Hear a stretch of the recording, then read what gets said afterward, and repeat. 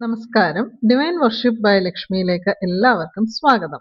ഇന്ന് ഞാൻ പറയുന്നത് പിറന്നാൾ ദിവസം നമ്മൾ ചൊല്ലേണ്ട ഒരു വിഷ്ണു നാമത്തെക്കുറിച്ചാണ്.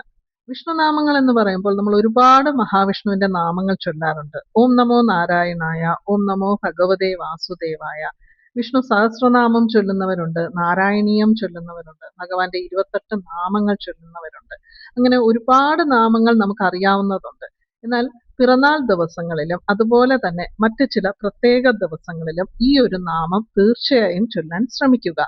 ഈ നാമം ചൊല്ലുന്നത് കൊണ്ടുള്ള മറ്റ് ഗുണങ്ങൾ എന്തൊക്കെയാണ് എന്ന് പറഞ്ഞാൽ, ഈ ഒരു നാമം നമുക്ക് ഐശ്വര്യവും ഭാഗ്യവും കൊണ്ടുവരുന്ന ഒരു നാമം കൂടിയാണ്.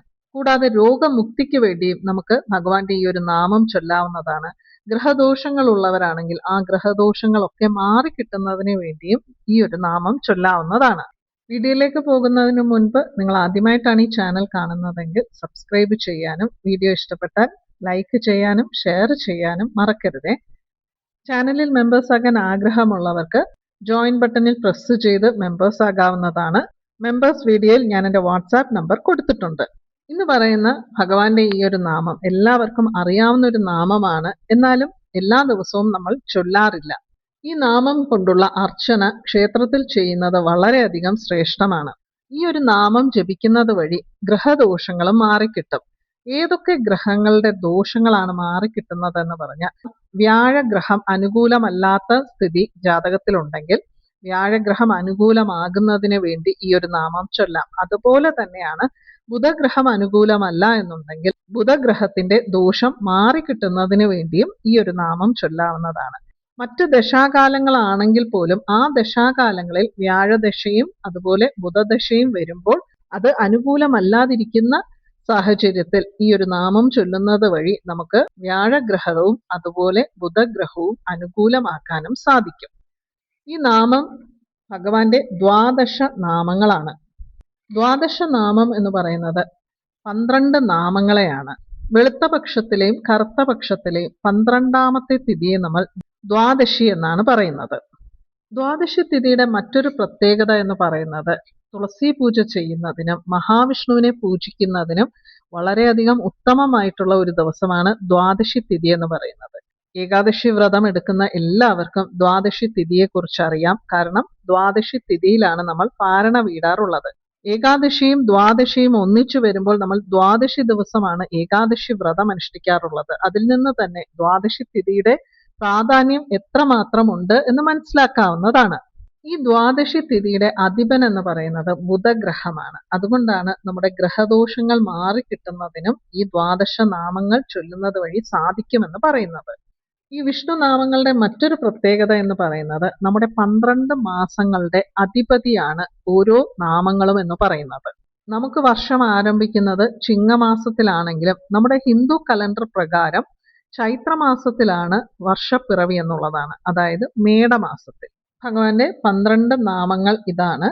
ഓം കേശവായ നമ, ഓം നാരായണായ നമ, ഓം മാധവായ നമ, ഓം ഗോവിന്ദായ നമ, ഓം വിഷ്ണവേ നമ, ഓം മധുസൂദനായ നമ, ഓം ത്രിവിക്രമായ നമ, ഓം ശ്രീധരായ നമ, ഓം വാമനായ നമ, ഓം ഋഷികേശായ നമ, ഓം പത്മനാഭായ നമ, ഓം ദാമോദരായ നമ.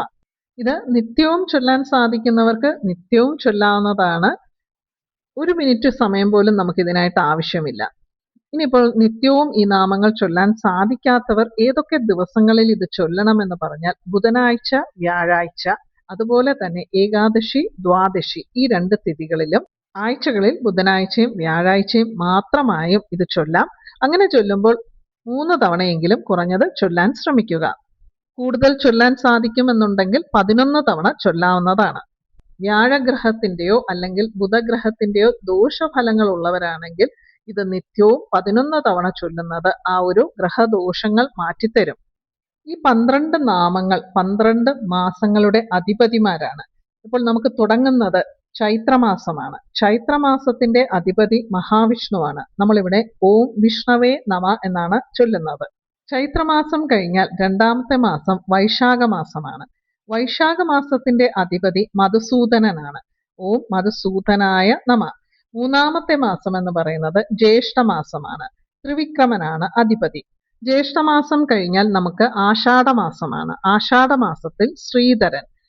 ഇപ്പോൾ നമുക്ക് ആഷാഢമാസമാണ് നടന്നുകൊണ്ടിരിക്കുന്നത്. ആഷാഢമാസം കഴിഞ്ഞാൽ പിന്നെ ശ്രാവണമാസമാണ്. ശ്രാവണമാസത്തിൽ വാമനൻ. ശ്രാവണമാസം എന്ന് പറയുന്നത് നമ്മുടെ ചിങ്ങമാസമാണ്. ചിങ്ങമാസത്തിലാണ് ഭഗവാൻ വാമന അവതാരം എടുത്തത് എന്നൊരു പുരാണ കഥയുമുണ്ട്. അപ്പോൾ ചിങ്ങമാസത്തിന്റെ അധിപതി എന്ന് പറയുന്നത് വാമനനാണ്. അപ്പോൾ ചിങ്ങമാസം, ശ്രാവണമാസം. ശ്രാവണമാസം കഴിഞ്ഞാൽ അടുത്തത് ഭാദ്രപദ മാസമാണ്. ഭാദ്രപദ മാസത്തിൽ ഋഷികേശനും. അത് കഴിഞ്ഞാൽ അശ്വിന മാസമാണ്, പത്മനാഭനും. അത് കഴിഞ്ഞാൽ കാർത്തിക മാസമാണ്. കാർത്തിക മാസത്തിൽ ദാമോദരനും. മാർഗശീർഷ മാസത്തിൽ കേശവനും. പൗഷമാസത്തിൽ നാരായണനും. മാഘമാസത്തിൽ മാധവനും. ഫാൽഗുണ മാസത്തിൽ ഗോവിന്ദനും. ഭഗവാന്റെ ഈ 12 നാമങ്ങളാണ് 12 മാസങ്ങളുടെയും അധിപതിമാർ. മറ്റ് ദിവസങ്ങളിലൊന്നും ചൊല്ലാൻ സാധിക്കാത്തവർ അവരവരുടെ നക്ഷത്രം വരുന്ന ദിവസം ഭഗവാന്റെ ദ്വാദശ നാമങ്ങൾ 11 തവണ ചൊല്ലുന്നതും ക്ഷേത്രത്തിൽ പോയി ആ ഒരു ദിവസം ദ്വാദശ നാമ പുഷ്പാഞ്ജലി നടത്തുന്നതും വളരെ ഗുണകരമാണ്.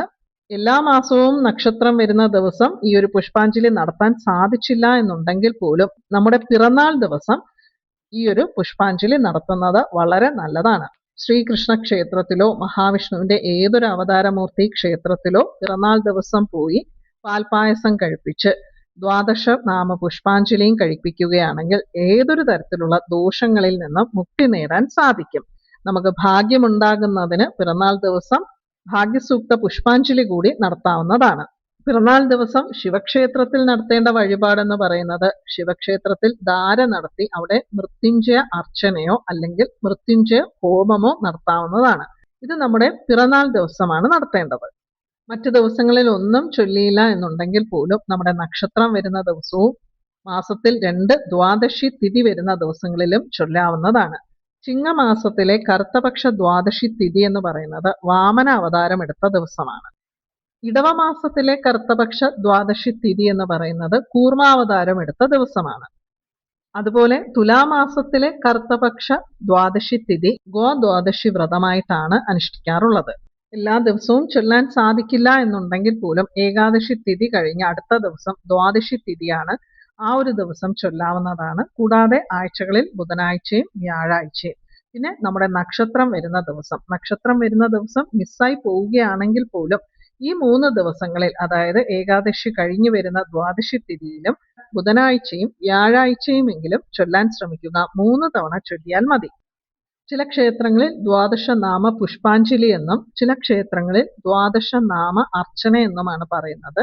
അപ്പോൾ അവിടെ എന്താണോ നടത്തുന്നത്, ഏത് പേരിലാണെങ്കിലും ദ്വാദശ നാമം കൊണ്ടുള്ള പുഷ്പാഞ്ജലി അല്ലെങ്കിൽ അർച്ചന നടത്തിയാൽ മതി. നമ്മുടെ നക്ഷത്രം വരുന്ന ദിവസങ്ങളിൽ നമ്മൾ ഈ ഒരു അർച്ചന നടത്തുന്നത് വഴി നമ്മൾ പോലും അറിയാതെ എന്തെങ്കിലുമൊക്കെ ഗ്രഹദോഷങ്ങൾ ഉണ്ടെങ്കിൽ അതൊക്കെ തന്നെ നമുക്ക് ഈ ഒരു അർച്ചനയുടെ ഫലമായിട്ട് മാറിക്കിട്ടുകയും ചെയ്യും.